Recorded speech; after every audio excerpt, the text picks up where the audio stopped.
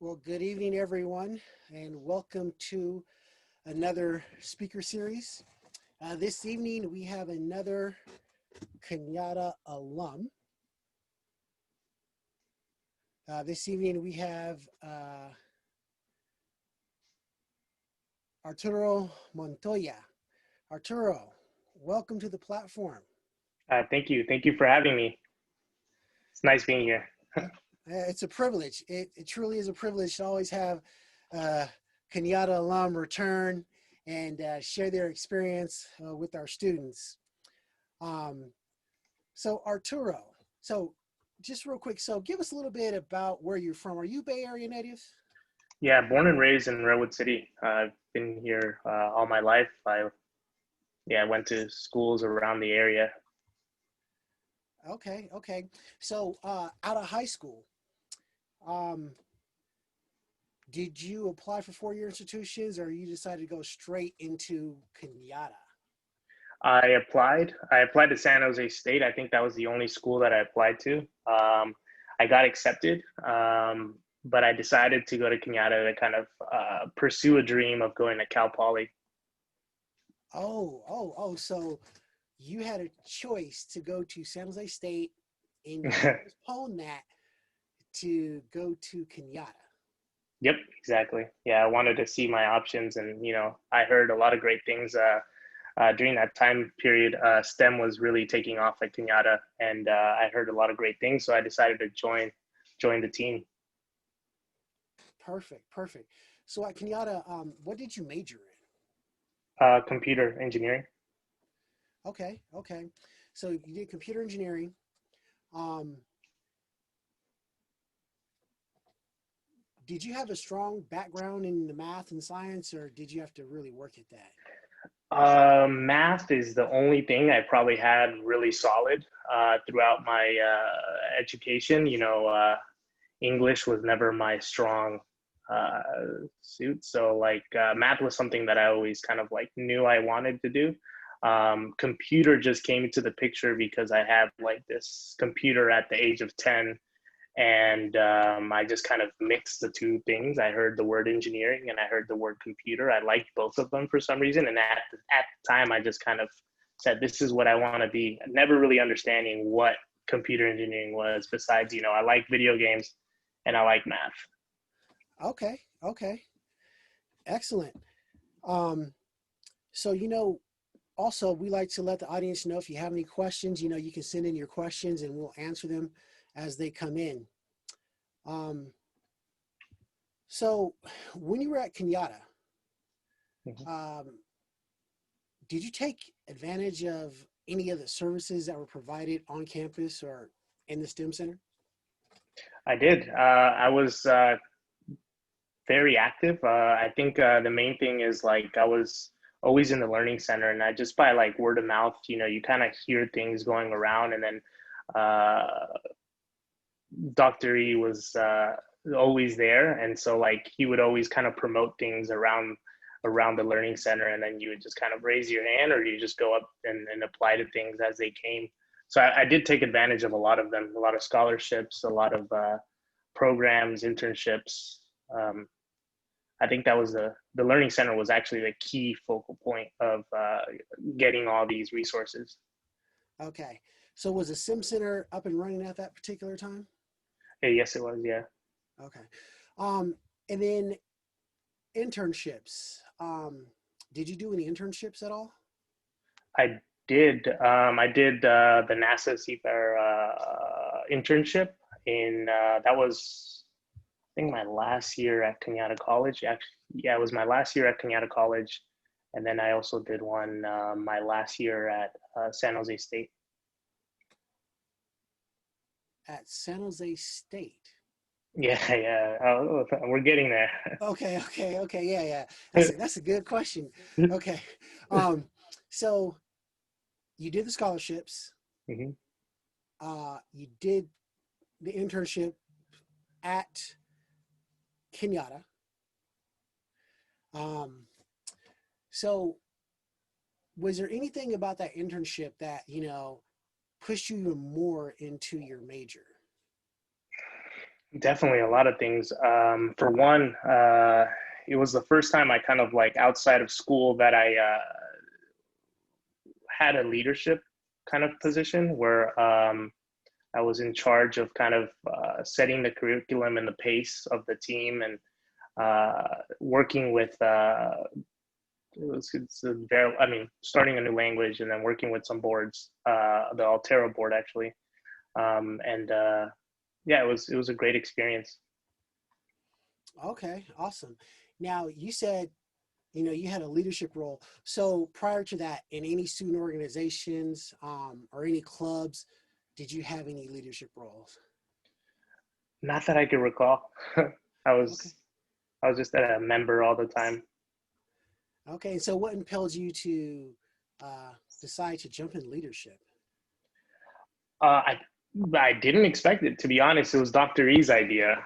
He kind of put me to the challenge, and he set me up for, I would say, success. It was something that I guess he believed in me, and he just kind of gave me that opportunity. So I'm very grateful for that. Okay. And then did that lead into anything else in the future? Uh, yeah, I mean, I think I've always had that nature to kind of like try to be put my opinion in everything. So and work together as a team to kind of deliver something. So it's definitely embraced that. Okay. So you did your stint at Kenyatta. You Mhm. applied to transfer. So you mentioned that you rejected San Jose State to go to community college for Cal Poly. So what was it about Cal Poly that attracted you instead of San Jose State? Um, to be honest, it's just like various opinions. I was always told, when you're starting off, I didn't really have like a mentor that kind of told me, this is what you need to do. These are the options you have. It was kind of like I was just grabbing things as I went. And Cal Poly was really famous for its computer engineering department. Still is. So I really wanted to get into that school. Okay. So you applied. Where'd you end up? It gets actually better. I applied after high school. I got in to San Jose State, rejected San Jose State. 1 year before I officially went to San Jose State, I also applied at Cal Poly again. This time, Cal Poly put me on the wait list, but San Jose State accepted me. And then on my very last year, I applied to both of them and got rejected again and decided to go to San Jose State. Okay. Yeah. So you end up being a Spartan after all. Yeah, no, this was destiny. Okay. Okay. So you go to San Jose State. Now, how is that transition different? I mean, how is that transition for you coming from Kenyatta um, to San Jose State? I mean, because Kenyatta, 5,000 students, San Jose State, 30,000 students. How was that transition for you um, going from the community college to the four-year institution? It was pretty easy. I think it was pretty easy. In the beginning, you don't really have a sense of community because you establish just like high school, just like college, just like or community college, just like the next layer. You have like a sense of community, and when you leave, you have to start all over. So it was a little challenging at first, going into these like filtered classes, but as you go, you actually network and you get better at it, and you start making friendships. So it becomes easier as you continue on. Okay. And you said something that, that was pretty interesting. You go into this new environment, you have to reestablish yourself again. Mm-hmm. Um, so was there student organizations, that you looked for or got into when you got to the four-year institution to try to make that transition easier? Because we know at the community college, or we know at Kenyatta, the STEM Center, it's very tight. It's very tight. Um, And then, of course, when you leave, especially to a bigger place, you kind of lose that. So, did you get involved with any student organizations or any specialty programs to help you become a part of a community? I joined computer engineering department there, and they did have like not as big as the learning center. It wasn't a complete floor. It was more like a room. Um, but yeah, that definitely helped me a lot. Met a lot of great friends there. Okay, awesome, awesome. And so, we have two questions from the viewers. So the first one is, uh, how did you deal with rejection um, from your dream school? Hmm. Being rejected by your dream school, and how did you prevent yourself from feeling unmotivated because of it? I just kept going. I got up again and I kept going. Um, one second. One second. Yeah. Sorry about that. No problem. I How did I deal with rejection? It was challenging at first. Obviously, at the moment when you experience something, it's really challenging. But the it gets a little clearer like as you keep going. So like I just kept following the path that I knew was right, and I'm very happy with the decision. Looking back at it, it wasn't as important as I thought it was at the time. So I'm very glad that I just kept going. Yeah. Right, I can imagine. It's just like, oh, I wasted this time, or I waited so long when I could have did it from the start. But Mm-hmm. hey, but you still got there, so that's all that matters. And then another question is, how did how was the national internship for you? Did you enjoy that experience? I mean, I know you talked about the leadership role, that aspect, but is there any other aspects that were notable? Working together as a team, I think was nice. I think I no, I know I did, but there was this like extension to that internship also to like be able to sit in a classroom in a graduate classroom and then just kind of like shadow them. So that was really helpful as well. So there was a lot that I learned from that, especially Verilog's low level languages was something that I wasn't really 100% familiar with. It's a lot of the times, we kind of work with like JavaScript, or not too low level Python, Java. Okay, okay, awesome. So you get to San Jose State Engineering Club. You start to become acclimated. Were you ever part of Mesa there at San Jose That's, State? yeah, that was also a really great program. I started that pretty early on. Okay. Yeah. And I mean, I'm pretty sure, I mean, I was a Mesa student at San Jose State too. And so you had the study room with the lockers and, Mm-hmm. was Blanca your director? Oh, I thought we were talking about Kenyatta, right? No, I'm talking about at San Jose State. Oh no, I didn't join in at San Jose State. Oh, Yeah, you did not join the San Jose State. no, I didn't. Ah, Yeah, I kind of missed that one. yeah, you sure did. You missed out on some. That was a great resource. They had their own little study room. You got your lockers, fridge, microwave. But okay, so you didn't utilize that resource, but that's fine. Yeah. Um, so it looks like we have another question from the audience. So the question is, why did you major in computer engineering, and who or what motivated you? Um, So I believe you did hit that, but Yeah, I mean, I can revisit that. Like, there's definitely, it's not just one thing. Again, it was like, I really liked computers at the time. It was like burning discs and making music, and then like playing video games, Doom on the computer. And so, like, that was kind of like what started that train of thought of like becoming a computer engineering. I didn't really know too much of it. I did also, I had an English kind of like in, like a tutor, and he worked at Oracle, and I didn't really know too much about it, but he was someone that I kind of really admired. Um, that kind of guided me a little bit closer to that dream as well. Okay, okay.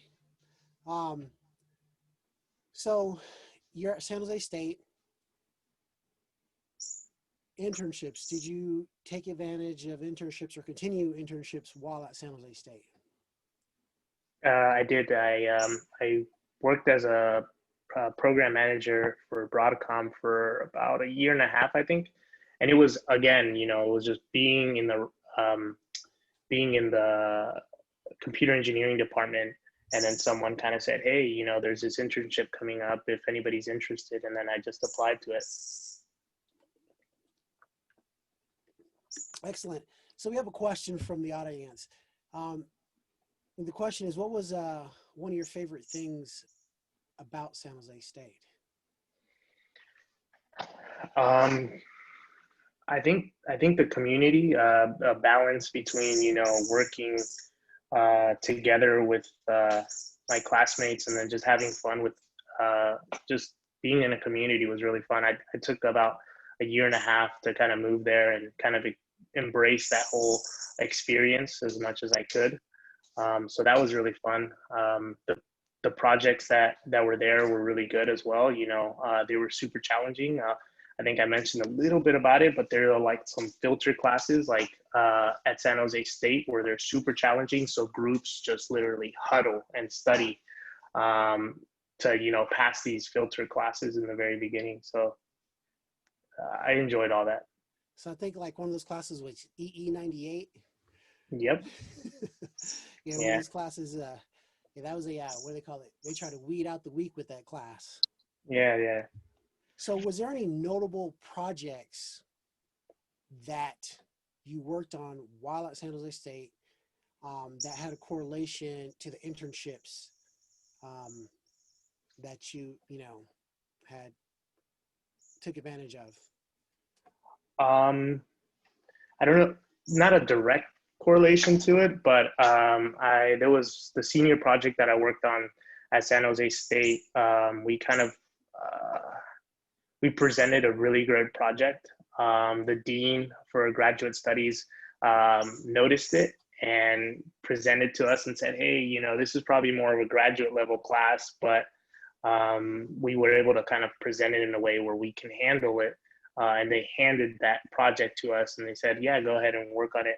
And just to give a little light onto what it was basically a check-in system for students to check in, graduate students to check in, because it was so hard to like check each and every single one of those students in on their orientation day. So that was a fun, exciting project. um, I guess I could connect it with the previous because it kind of motivates you. I think every single internship and every single kind of like thing that you kind of work on kind of motivates you for the next milestone, the next adventure that you're going to go to. So having the confidence that, hey, I can do this is definitely something that I could say that connects the two. Okay, okay, excellent. Um, so student asked the question, what is a filter class? Filter class is a really challenging. I think you said it great. What was that phrase that you said? The weed out the. They weed out the weak. Yeah. So basically, it's a class at the very beginning. So like for computer engineers, it's imagine the circuits physics, where they talk about circuits and electronics and stuff like that. Uh, right when you join San Jose State, there's going to be a class that is going to be extremely challenging because it's going to be everything about circuits. And if you fail that class, then you have a hard time continuing on. So just I would say take it very seriously. After that, it gets easier. I don't know why they do it that way. It Well, is it's like a lot of STEM majors at four institutions, they have a course that is like that. It's like it's heavy loaded up front, and the whole purpose is to test your dedication and how bad you want it. Um, and So if there's a large number of students who want to go into that major, they determine with that class how many students are going to remain in that major, because a lot of students will fail and they will get this mindset of, oh, I can't do this. And then they'll switch majors. So it's one of those courses, I mean, essentially to, you know, test your nerves. So that's what they do. I mean, I would every I major would has one. discourage though. Make sure not to get discouraged though. I think I guess what if I had to say anything is the grass is greener on the other side. It's not just get through that and then boom, you got yourself pretty smooth sailing. Exactly. And then so we have a question about coding. Mm-hmm. So the question is, what did you think of your first coding class? Um, did the difficulty discourage you at times? That's a good question. That's a very good question. I'll kind of talk a little bit more about another failure. So I took my first coding class in high school. I was very interested in building video games. So I took a C++ and I took a video game class. Both of those classes, I ended up getting a D. Um, I took another coding class freshman year at coming out of college, and I landed somewhere I can't remember, but I'm not gonna say I got an A. It was like B or C. So it was discouraging at first. Again, it's like the more you see things, the more it becomes easier, and the more you can do things. Now, I mean, it's a breeze. Okay. Wow, that's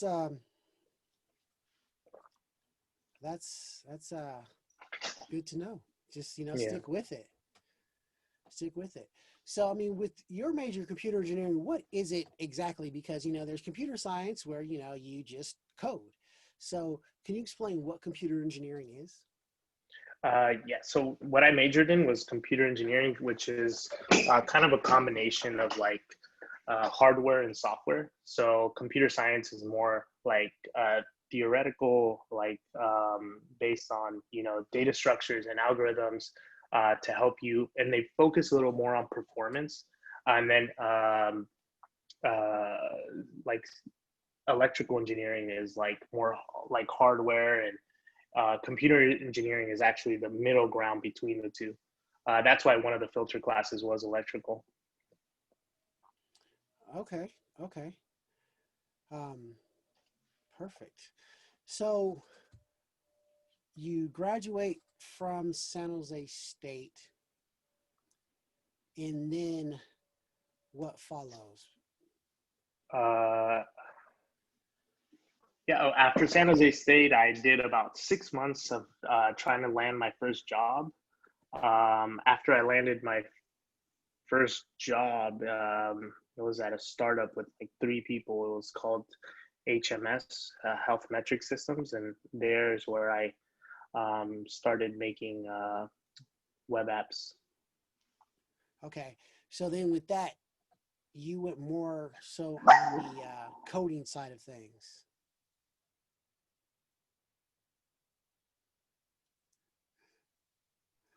Sorry about that. Yeah, I went more towards the coding side of things.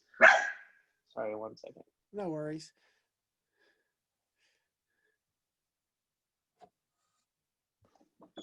Yeah, went towards more the software side of things. More web development was the path. A little bit of actually, yeah. When I first started, it was a little bit of full stack. It was like writing scripts to kind of parse out the specific job that it was based in Palo Alto, but the services that we provided were hospitals in Kansas City. And so, what a lot of times they run, imagine like they run like these like applications that they don't have access to that data. So what we would do is like parse that data, write scripts that kind of like get all that data out, and then make a UI, a web app to present that nicely. Okay. Okay. And then now you're currently working at eBay. Hmm. So prior to landing to eBay, how many jobs did you have before getting Um, I guess it would be HMS, then Armada Groups, um, Ascendify. So three jobs before that. there? Okay. And then out of those three, how many were startups? Um, Two of them were startups. Okay, two of them were startups. Um, so you're at eBay, which is a, I'm going to say an established company. It's no longer a startup. So what was the difference in the culture, company culture, working at a startup and then working at some place like eBay where, these guys have been around for a while? The difference is startups are a great place to learn. You kind of put on the hat of very different roles. So it's a really great, if I had to do it all over again, I would do it exactly the same. It just landed that way, right? I think it's a place where you can kind of grow your career really fast because there is no other developer. It's just you. I mean, there are other developers, but majority of the time, you got to handle most of the work. So it's very fast paced. There sometimes isn't too much. It's the work life balance is like more work than balance. Uh, so it's a little different, but it is a great place to start. The people there are great. You know, you learn from very driven people. Um, at eBay, they definitely push for work-life balance. It's different, and not to say that you learn just as much, but it's a little different. It's more like at a learn the exact same amount of material, but at less feature base.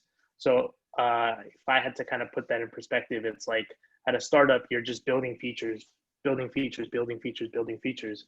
At eBay, you kind of have to perfect your craft, and you have to be uh, very good at what you do.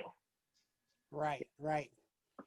Um, so then there's a question uh, pertaining to startups. Do you have cool company perks? Did you have cool company perks at the startup? Yes, we do. We had let's see, what are some of the? We had events. So we had the typical like um, lunches. We had the typical ping pong table. We had um, our VR room or a VR with like video games and stuff like that. Let's see what else. We did have company events. Sometimes we would not frequently. I think it was like every 2 months we would have like an event where we would release something and then everybody would go out. So we had that. Can't think off the top, but most of the time, you know, those perks they're pretty standard across all startups because they want incentives because they want to grab talent. Because Google, Apple, and everyone else is kind of like taking them, so they're just trying to incentivize you to stay here. Right, right. Yeah, I mean, you're competing against, some well-known established, companies. So someone had asked a question about interviews. What are some important things to know for interviews Mm, from your somewhat like perspective or your experience? mm, for software, at least. Well, I guess I could break it down into different, or make it a little general. Be confident in what you're talking about. The key thing is be passionate and make sure you show passion when you're in interviews. Don't kind of argue against something, but show counter arguments. Um, it's one thing to be passionate about something and just kind of bash on something else, and another thing to kind of juggle between two subjects and say why your opinion is valid. Also, make sure to have side projects because side projects really emphasize like that you're passionate about something, and those are other than that, you know, it's the typical, you know, study. Okay, excellent. And so we have another question pertaining to your work. in web development. So do you work on the front end or the back end? I work full stack. Typically, it moves between like 60/40 or sometimes 80/20. But right now, it's more like 80/20. But throughout my career, I've kind of jumped between like back end, front end, and Okay, then and just just for switched over. those who don't know what the front end and back end is, can you just give a brief definition of, front end and back end? Yeah. So front end is more like front end, like client, like where the client interacts with. Like this would be websites, iOS or Android apps, anything that's kind of an application that a user can typically see. All that is being served on the back end, typically like a service, something like an API service or some back end, and that's why they kind of separate the two. It's like one of them is in front where the user sees, and the other one's behind the scenes. Okay, and then there's a follow up, a part B to that question. What technologies are you using? For example, are you using JavaScript frameworks? Yep. So I guess I can name a few. eBay has their own front end library called Marco. I've also used React. I'm actually pushing for React at eBay. It's one of those side projects that I have internally at eBay, React projects. So React, Redux, Webpack, D3. I mean, Angular, I've worked with Angular, Backbone as well, some GraphQL work as well, some Spring Boot for backend services, Java, Kotlin. I've kind of jumped around, to be honest. Okay, okay, awesome. So you're working on your side projects. So what's the purpose of that side project? Are you trying to get that integrated in the company, or are you trying to use that to catapult you into your own venture? uh, I think a combination of both. I think it's really important because, oh my gosh. So it's a combination of both. It's like, I think it's important to always have side projects like that. 80/20 rule is super important to me. Uh, because a lot of the times, you build out features and you're constantly building out features, and most of the time your manager recognizes that. The reason why I typically like to do side projects, even now as I'm working at eBay, is it helps you network with other people. Uh, for example, the front end architect at eBay actually knows me by first name because of this project that I worked on, and it's kind of a way to kind of mingle and like kind of propel your career faster. I think one of the main quotes that I have is "work smarter, not harder," and it definitely applies to that. You want to the corporate ladder is definitely super challenging. It's there, it's real, um, and anything you could do to stand out is definitely important. okay, okay. um, so another question pertaining to your work, with this whole pandemic, um, I'm pretty sure that eBay have you guys working at home. So, I mean, and so in academia, we made that transition from being in person in the classroom to being at home. So, is there a difference in the work environment? Uh, and, do you prefer to be at home or do you prefer to be in the office? So, how does that affect your quality of work or your motivation to get up and go to work? That's a good question. I don't think it. I think just as far as performance goes, I think eBay has really recognized that working from home, you don't kind of the velocity of the teams doesn't slow down because you're cutting off 30 minutes from someone's commute and 30 minutes back. So just that is 1 hour of someone being exhausted going into work. It's really nice to get out of bed and then just jump jump to your office, which is on the other side of the room, or in the other room. So I think eBay has done a great job adapting to it, and they're super flexible too. They understand that sometimes you do have to take, just like anything, you have to take your breaks. I think it's kind of a little different when you're working from home. You don't realize that you do also need to take PTO, and you do have to take a break from what you're doing because it can still be overwhelming. Yeah, yeah, uh, yeah. I mean, for myself, being at home and constantly looking at a monitor is just like, okay, it's time to get up and go. And then it's so easy too to, oh, let me check this email. Oh, let me reply to this email. And it's 8 o'clock at night. It's like, I shouldn't be doing this. Yeah. No, yeah, yeah. You definitely have to set a cutoff period, right? And then the opposite too. Like, should I watch YouTube for an hour or 2 hours straight? Why not? Yeah. So it's a balance. It's definitely a balance, but there's challenges to everything. Yes, yeah. And then so another question, did you build a portfolio? Um, and are there any good project ideas for a portfolio? Um, Check out YouTube. YouTube has a whole bunch of examples that you can kind of walk through. Um, the typical landing page of your kind of your tenure, and you're kind of like, this is what I've done. These are the projects that I've done. Those are the typical ones. Other ones would be like contributing to like an open source library, like let's say Bootstrap or React.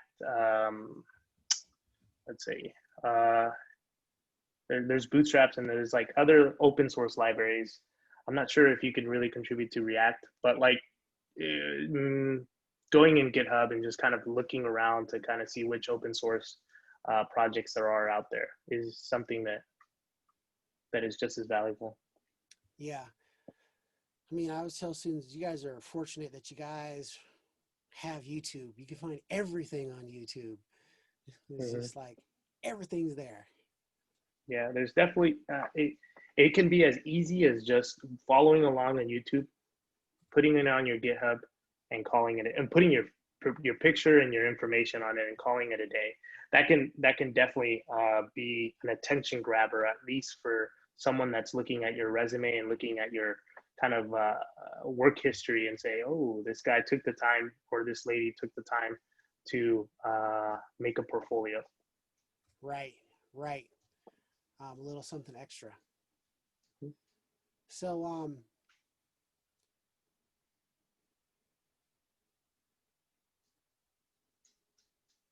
we have another question, um, and they both uh, pertain to your education. So the Mm-hmm. first one,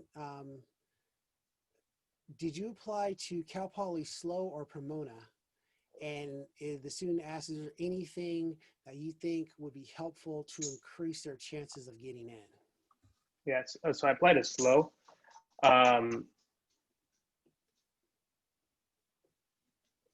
I heard it got challenging. I heard it got even more challenging than when I applied.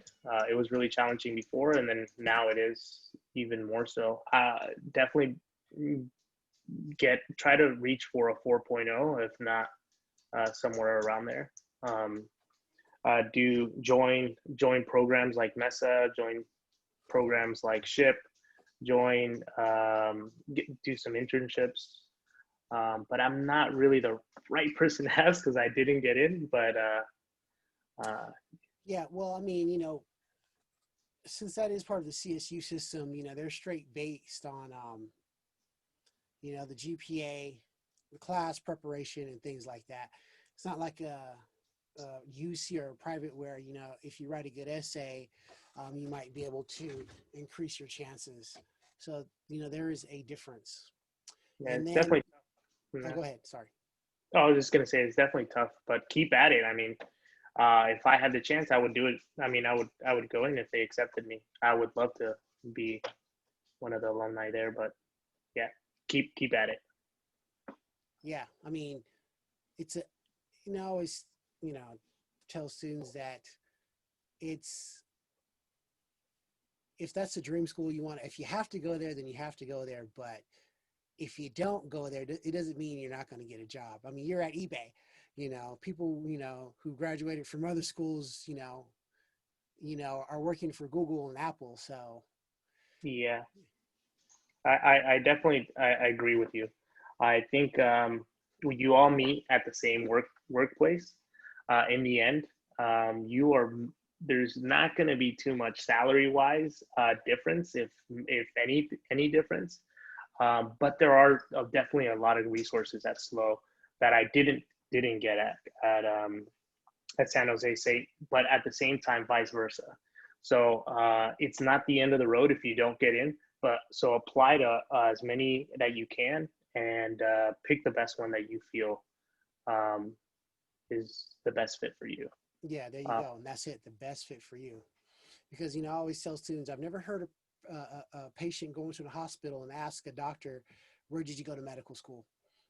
you know, I've never heard that. It's just like, can you fix this? yeah.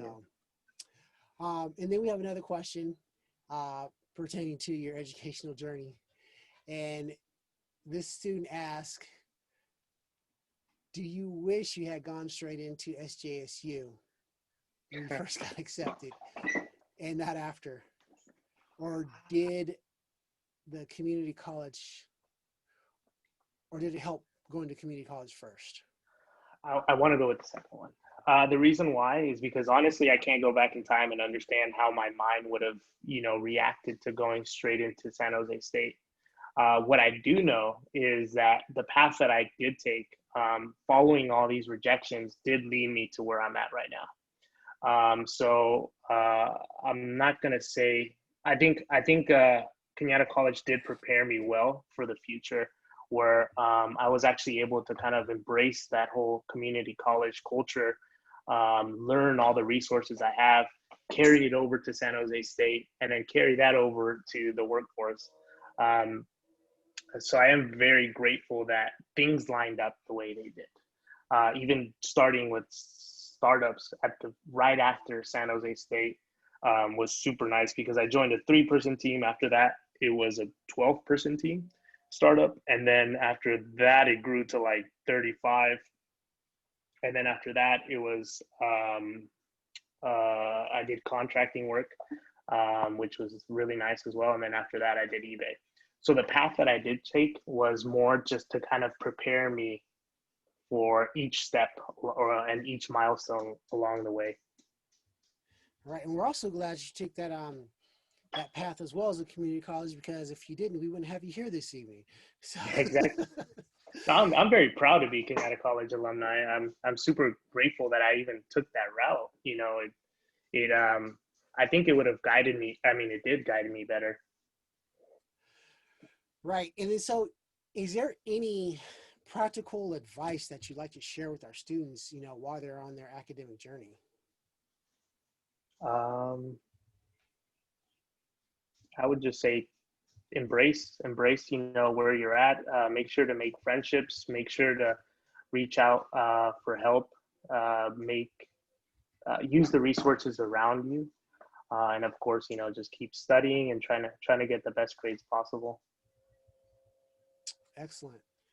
Um, are there any other questions from the audience?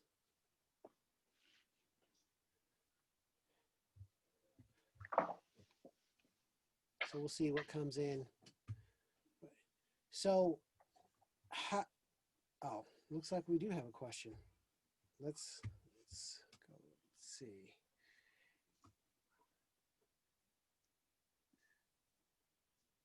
So the question is, how do you learn a new language, framework, or technology?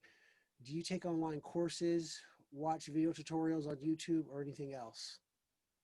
Good question. Udemy, something that there's a whole bunch of them. I'm not going to stick with just Udemy, but the ones that I usually do is Udemy courses, and I just kind of follow along. Embrace ambiguity, not knowing what you're looking at the very beginning. That's super important when you're learning something. Just embrace the fact that you know nothing.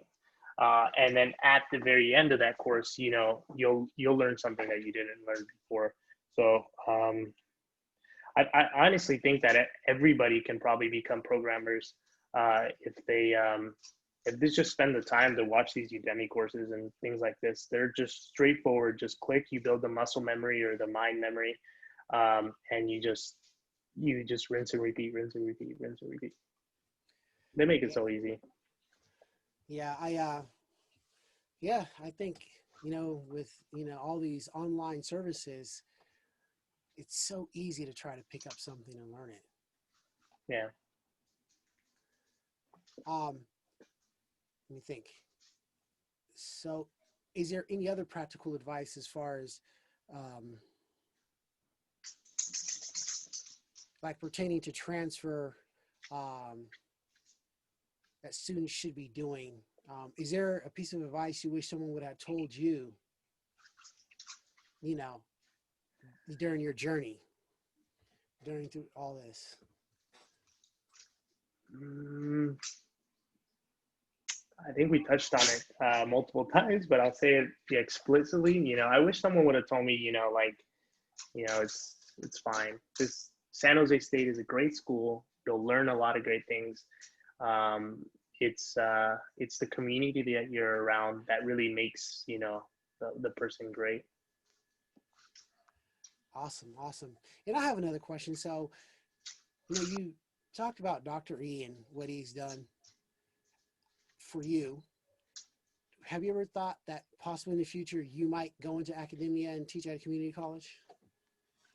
Um, I have thought about it. Yeah, it's something that I am very passionate about. I actually one of the projects that I have, it's called Skin React. What I typically do is I kind of bring in people like that are learning web development, and I try to kind of um, teach them to like uh, put something on paper. So it is one of my passions to teach and mentor. Okay. Okay, that's cool. That's awesome. Let's see. I mean, is there any more questions from the audience? We'll give them a few seconds. And we do. We have one more. So, do you ever think about getting into a different career or major besides computer engineering? Oh, I think I understand that question. So, like, was there ever a time period throughout my education that I switched from something to something else? Well, you thought about it, or even now? No. I mean, I'm very like, once I put something that I want to do, I just stick with it. That's a good question. I guess I've never thought about that. I just kept sticking to it. It just something that just inside of me just said, "Hey, keep going, keep going, keep going, keep running." Right, right. I mean, yeah. I mean, if you're comfortable in what you're doing, then you're comfortable in what you're doing. I mean, Yeah. people make career switches all the time, and of course, there's nothing wrong with that. Yeah, So, I would actually kind of like add to what you're saying. Um, you don't really know what you like until you become an expert at it. Again, I didn't know what I was getting myself into. I just had that small vision that said, "Hey, computer engineering, that's it." As I was getting into it, I wasn't good at the very beginning, but follow through and then say no. If it's not something that you like, then you can always retract from there. But programming is not something that I enjoy doing at all. At the very beginning, it was more like I liked what I can build. The more I kind of practice and the more I did it, I it's kind of like saying like, do you enjoy writing essays? I don't know. There's that many people that enjoy writing essays, but they like creating like art or they like creating user experiences and they like creating apps and they like doing things, and that's what people like. So like just to kind of add to that or finish up what I'm trying to say is like um, follow through. Things become a lot clearer at the end. awesome. That's yeah. So very true. And then so we have another question. student wants to know how can they contact you. So are you on LinkedIn, GitHub, or do you have an online portfolio? Um, sure. Yeah. Yeah. Definitely reach out. I'm happy to if anybody's interested at eBay, maybe not down the line or anywhere, just or if I work somewhere else, feel free. You have a friend. Definitely a good resource for whoever's interested. Um, the way to contact me, it would be my last name, Montoya 332 at live.com. I also have a project on GitHub called Skin React. It's SKIN dash React. Um, so yeah, feel free to reach out to me. Yeah, definitely don't be a stranger and use this resource that you have of me. I'm happy to help however way I can. Yeah, so you want to specify, Kenyatta speaker series, so that way he knows, like, okay, I know who this is. Yeah. But that's, it's awesome, awesome, and we do appreciate you making yourself available to our students. We do appreciate that. So if there's no more questions from the audience, we're going to go ahead and close. Um, but Arturo, we do appreciate you, making some time to participate in our speaker series. And we understand that, it's a little bit different than, probably what you've experienced at the speaker series. But I think this is a little bit more interactive for our students. They can participate, they're part of the game. They're not just watching it. You know what I mean? So Yeah. we do appreciate you being here this evening. And so what I'm going to do is after the recording, I'll open it up to, we've got one question. Okay, so someone asked me to send out the questionnaire. I posted it already. It's in the chat.